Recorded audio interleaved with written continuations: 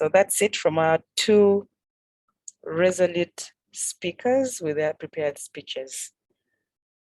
Right about this time, please allow me to introduce to you our very own guest in the house. She is an author. She is a survey writer. She is an editor.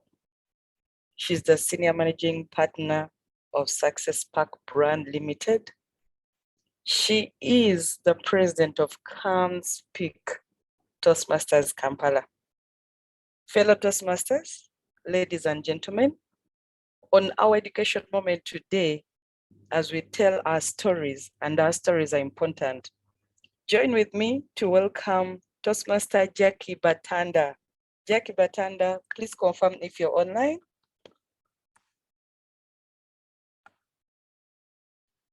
Jackee, are you there? Toastmaster of the day. Okay, good morning, yes, and good morning, over to Toastmaster you. of the day. Yes, thank you. I'm just turning on my video. I don't know why it's taking a long time, so just give me a moment. Okay, good. Yeah. So I joined in the office. I took a little bit of a while, but I'm glad that I got to the tail end of Beverly's amazing speech. So I would like to thank Alex for being relentless, or actually looking at the word of the day today, resolute in his pursuit of getting me to come and give an educational moment. We have had this conversation, Alex, I think for 2 months or so, and I kept pushing you until I could push you no more. So I'm happy today. And I am a storyteller, as mentioned in my CV, through Success Park Brand. My company, I work to get people excited about sharing their authentic stories so they can inspire others to have a change in their lives. And that is why the title of my speech today is Your Story is Important. And the part which I missed out is, and you should write it.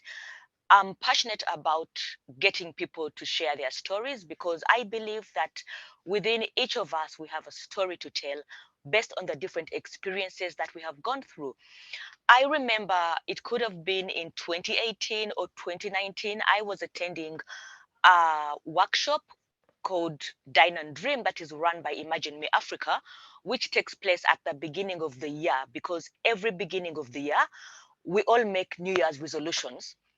And before the quarter of the year ends, we have put them back and have gone back in our own steps. So Imagine Me Africa organizes a conference where they get different people together to have a roadmap for the dreams. So at this particular Dine and Dream event, the organizers had invited Reverend Julian Kula from Kenya. Some of you on this call might know of him, but he's a fantastic entrepreneur based in Kenya. He has done amazing things. So we had a private dinner, and at that dinner, I met the late Joy Ngabirano. Those of you that don't know her, she was the proprietor of Cafe Pap. One of the things about me, I am a talker. I will have conversations with everyone, just getting stories out of people. I began to talk to her and she asked me what I do. I said, well, I teach people to write. I get them excited about sharing their own stories. And I told her, and by the way, Joy, I think it's time for you to write your story. She said, me? No, I don't think so. I don't have an important story. And I said, come on, you have earned the space to write your story, to tell your story. You are among the first women or the first woman to set up what we would call a proper coffee shop. You came into the space where men were really playing in the field and you really have excelled. So you have earned the right to tell your story. And many people that I interact with are like Joy Ngabirano. They have excelled in all the different aspects of their lives. But when it comes to writing their story, especially for the women within the African context, we are told not to shine. We are told to dim our light. So many people, and I'm sure some of you on this call might be looking at writing as a vanity project. Why should I write my story? Or is it important? But also some of you might be struggling with getting to that point of writing your story. And it could be that you are afraid, you have never written before, you have so many ideas that are going on in your mind. And so for this education moment today, I just want to give a few tips that I use in my book writing classes to get people out of that fear zone into the confidence zone so that they are able to write. And one of the tips that I would love to share in terms of getting people to write. When I run my classes, my students get surprised when I told them, yes, I know it is your story. You've done all these amazing things and you want to capture it, but I need you to start reading. If you're going to write your autobiography, you need to read a lot of other autobiographies to see how people are writing their stories. And so one of the things which I would say for people that are afraid, you might be on this call today and you are afraid to write your story, look at the books in whichever genre. If you want to write an autobiography, or you want to write a memoir, which is just a series of events, not your whole life story like what an autobiography is. And maybe many of us on this call are not yet at that point to write their autobiographies. I love to explain to people when someone comes to me and they say, I want to write my autobiography, and I say, let's look at it in the education phase. You go to your primary, secondary school, and then you might go get a diploma, or you go and get a master's, and then you look at a PhD, right? So a PhD is some way like the finality of the academic moment. Of course, we have the postdocs, but that is the yardstick. So in writing also, you would look at an autobiography as the PhD of your life. So you must be 65 and above. So if you're on this call and you are below 65 years, of which I know many of us are, you are not ready. That is the first step. So don't come to me saying, I want to write an autobiography, but you can come and write a memoir, right? You can come and write a self-help book. And one of the tips would be, you can reverse engineer the books you love. And what do I mean by that? If you're looking at writing a self-help book, you have this experience, it's from your career or in any other aspect of your life, and you want to share it with people, but you are so confused, look at the books in that area, like if it is personal development or in any area of writing that you want to focus on, pick a lot of those books and read them, not to enjoy them, with the question at the back of your mind, what do I love about this book? Why do I love it? How is this writer putting their messages forward? And then you can decide to write a similar story. This is just in terms of practice, right? And then you can also, what I love to call the copy work. And these are concepts that I picked up from a writer called Ron Friedman.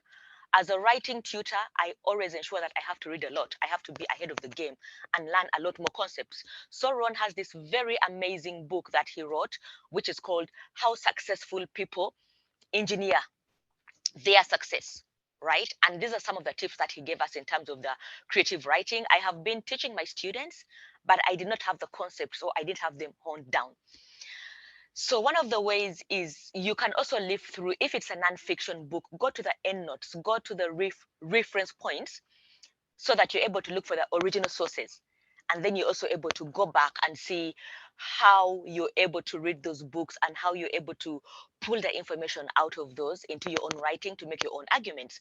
People come to me in my classes, they have their stories, but I say, hey, your story is important, but read other books so you're able to quote what different experts are saying in your field, because you're there to teach people. That is the purpose of your book.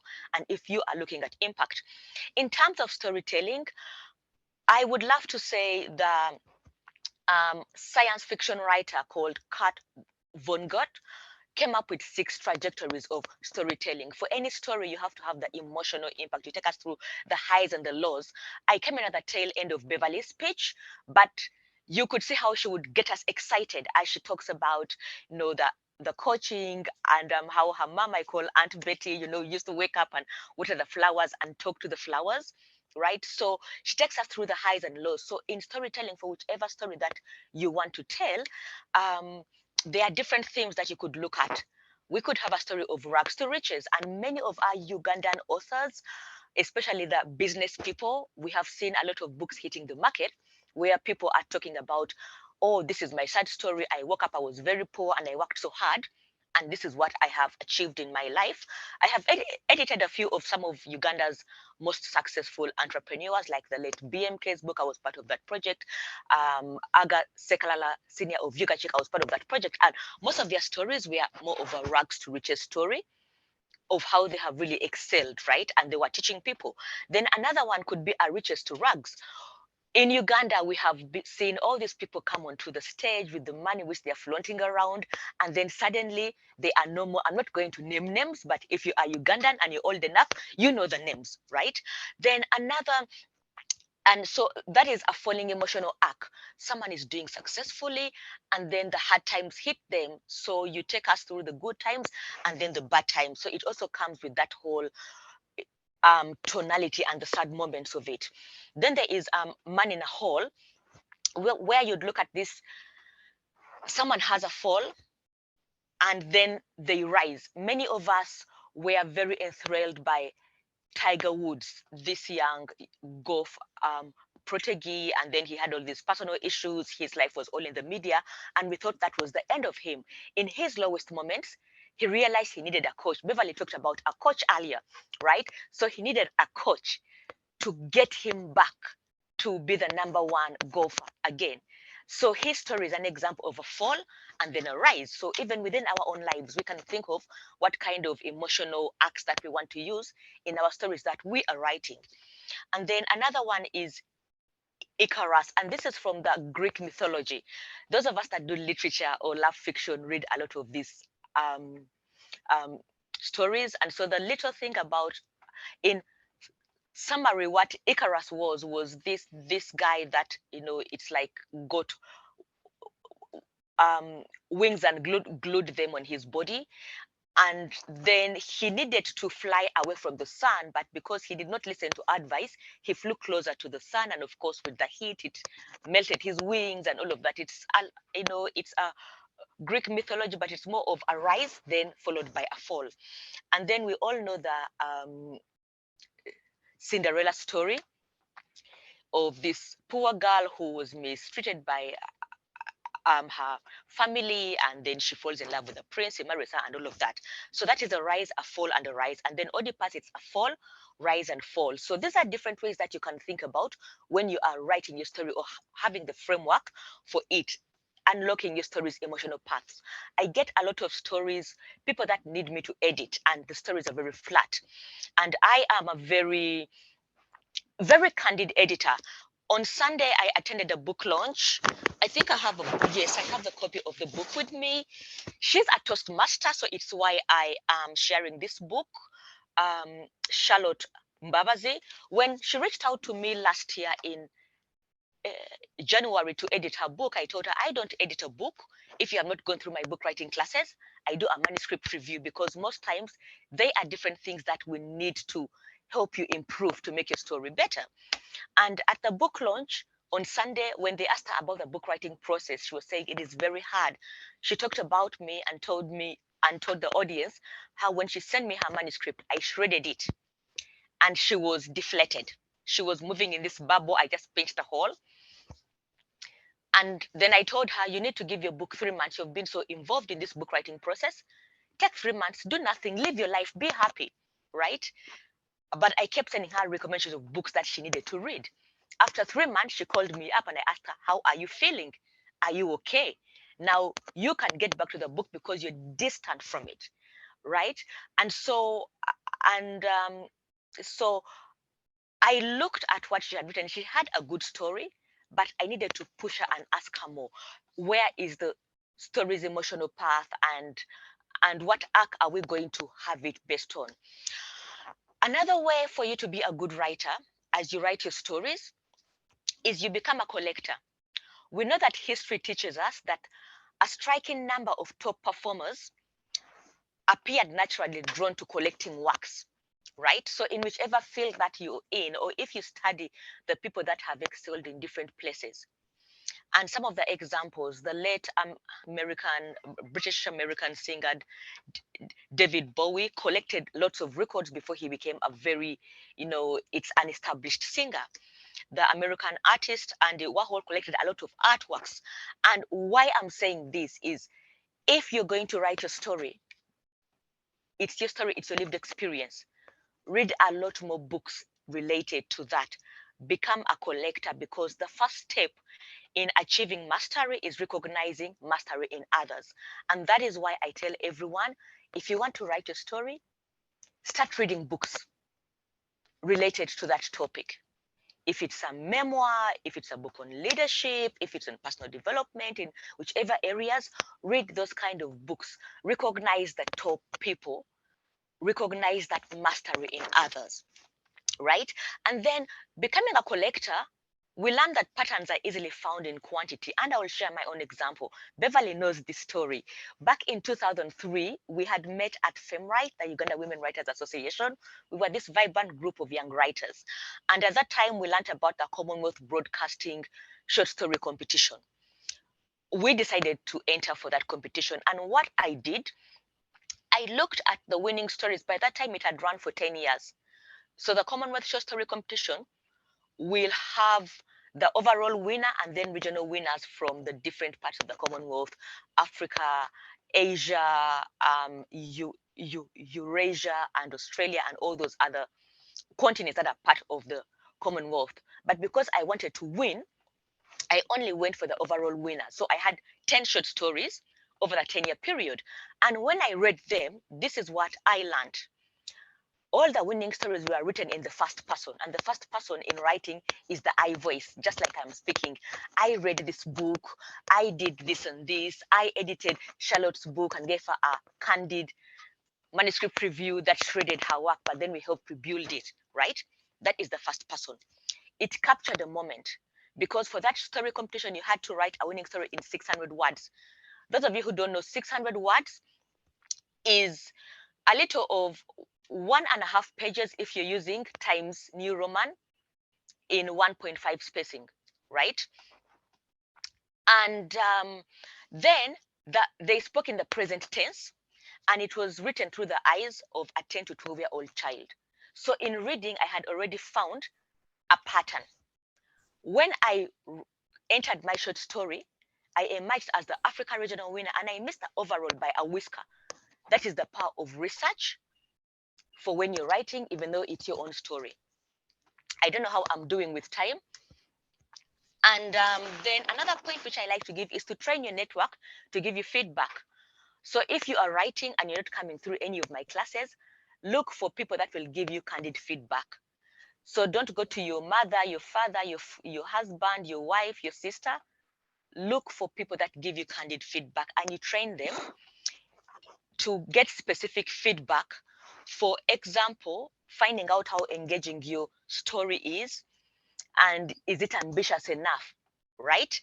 And also asking for advice, how can I make this better, right? So this way you're able to get feedback that helps you do a lot better. And another way to finally write your story, I just learned this concept from an American writer called Cal Newport, who puts forward this philosophy of deep work and shallow work. And deep work is these are professional activities performed in a state of distraction-free concentration. You focus 4 hours or 2 hours on something, you're not checking your email, you turn everything off. And to be able to write very well, it is why many writers takes time away. Many of us have read President Barack Obama's books. For every book that he writes, he goes away to a cabin for some time to have unconcentrated time to write, so that no one is calling him and telling him, I need this, A, B, C, and D, come and speak to us, right? And then shallow work, where most of us, including myself, operating. You're writing here, you have this email, you're invited to give a talk at the Toastmasters, you're doing all of this, it takes you away from writing. So why we are scared of writing our stories is also we talk about the time that we don't have. So being able to get to a space where you move away from shallow work into a space of deep work. And when you are beginning, you can just have like 1 hour of concentration. Put that in your own calendar and time, right? My coach, Marissa Magatroyd, says that indecision is one of the worst forms of self-sabotage. And a lot of people come to me saying they want to write. We talk about it, and then they go back and sit and do nothing, right? They are indecisive. So if you are on this call and you have been thinking about this story that you want to write and you've never had the time, I've just given you a few tips in that, but I am inviting you to take that risk forward and to write your story. right? And over to you. I don't know if it's Toastmaster of the day or if it's to Alex, because I was a guest speaker, but in terms of any Q&As, I'm open to you. Thank you. A round of applause to our guest speaker. Thank you so much, Toastmaster Jackee. Thank you very much. That was so resolute. Thank you. Colleagues, I just want to open up the floor. If there is anyone who wants to give a comment or you have a question, please, you're welcome in a few minutes. Raise up your hand. Okay. Let's begin with Toastmaster Moses Rutahigwa. Please unmute yourself and say your word. Thank you so much, Toastmaster of the Day. Mine is to thank Jackee for being with us and allowing us to learn from her. I know, Jackee, it's always a pleasure listening and learning from you, and I like your consistency. And I do believe that we have a lot that we can churn out of ourselves. And I'd like to thank you once again, and I look forward to continuing our conversation. Thank you for being with us today, Jackee. Thank you so much, Moses. Thank you, Toastmaster Moses. And Moses did sign up for one of my classes, the Savvy Writer Masterclass. So he has a book in the pipeline that he's due to launch. I think this year, right, Moses? Yes, this year. Okay. All right. Over to you. We have another, someone who wants to give a comment or a question. Florence Katono, please unmute yourself. Hi, Jackee. Glad to finally meet you. I've been looking forward to this for a very long time. You know that I've been stalking you. Yes. Thank you for the presentation. And sorry about my lighting. I'm in a place that the lighting is so low. I couldn't do anything about it at the moment. My question is about the reading while you write. I have about 2 manuscripts in my laptop, and I found that when you read while you write, other people's voices get into your own, and that can be a little bit confusing. So how have you dealt with that, or have you dealt with that with your writers? 2, you talked about time, the aspect of time. And for me, I think that's one of the things. In fact, I came to a place where I said, should I just leave up everything and just write? But writing won't pay my bills now, so I have to keep working. How does the writer, the one who's juggling and many things, what are some of the tips in which you can block time? Because that can really be something for us to get the manuscript out. I write, then get off, then write again. But my biggest block, my biggest hindrance in this journey for me is time. Okay. Flores, thank you for those questions. And yes, we have been in touch a lot. And it's good to see that you are in Toastmasters too. So in terms of balancing the reading versus writing, I bombard my students. I tell them, to be a good writer, you have to be a good reader. You can't run away from that. Most of them give the same excuse that you give. I don't want to get the influences, right? But I just mentioned earlier in my talk, for you to get mastery, you have to recognize mastery in others, right? And you are reading not to copy per se, but you are learning. It's just like if you have done research for any academic work, you are going to do the literature review and you're going to read all the experts in your area, right?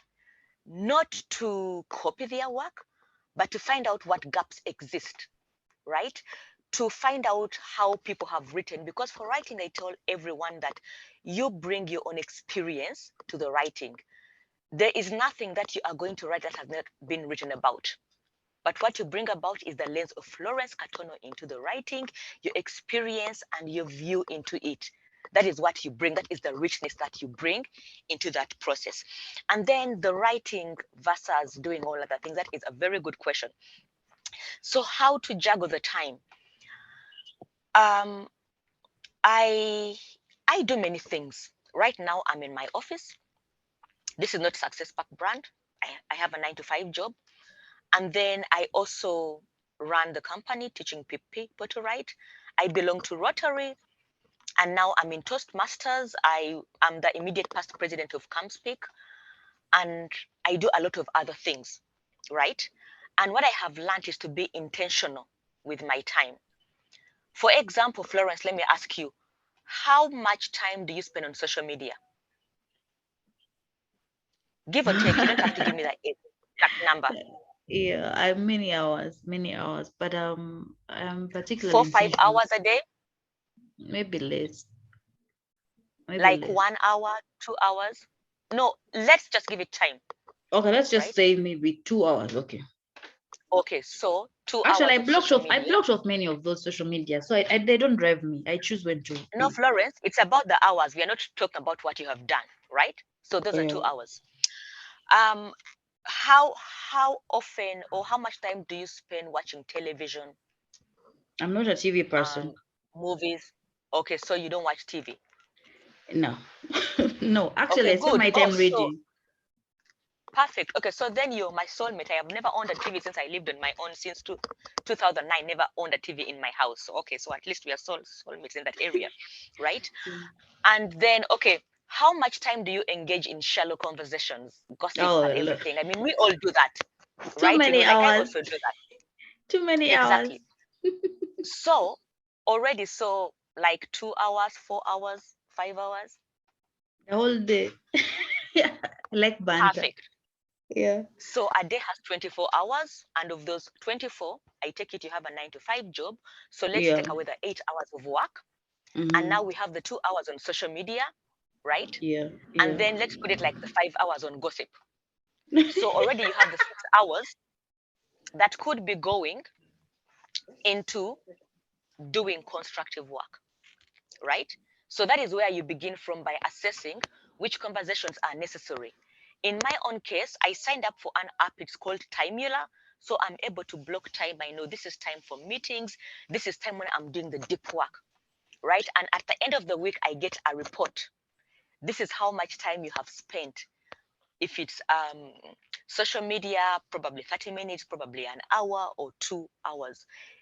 Then if it's deep work, like I'm getting myself into reviewing a manuscript, I'm getting myself into doing my own writing, I have that time set. So many of us don't believe this, but all successful people put their time in the calendar. We have Google, we have the calendars on our smartphones. So Florence and anyone on the call, but Florence, because you asked a question, when you get time today, go in and start mapping out your time, right? So from 7 to whatever it is, I'm at work, that is time blocked. Then afterwards, this is the time I'm going to do A, B, C, and D. So in that time, so roughly in the 6 hours that you have, you can have 1 hour blocked off to read every day, right? Then you can have another hour blocked off to do the writing. Then you can have another hour blocked off to do the research. So we all have time. It's just about seeing what can we prioritize, what can you delegate. Many, especially African women, you've been trained. You must be the alpha and omega in the home. Like you must do everything yourself. And I have good news for you today. You will never be known as the best wife or like the best whatever, but you'll be known as the best it's this florist or gardener or writer or all those other things, right? So just being able to delegate and manage, and you ask yourself, which simple tasks can I delegate to someone else, right? So that I can focus on the ones that I need to do. So those are some of the ways in which you can manage your time. Yeah. Okay, Okay, thank you so Hilda is much, Jackee. asking. Lastly, Yes. do you, apart from FemWrite, which you have mentioned, do you have any other community of writers, especially female writers, that I could join?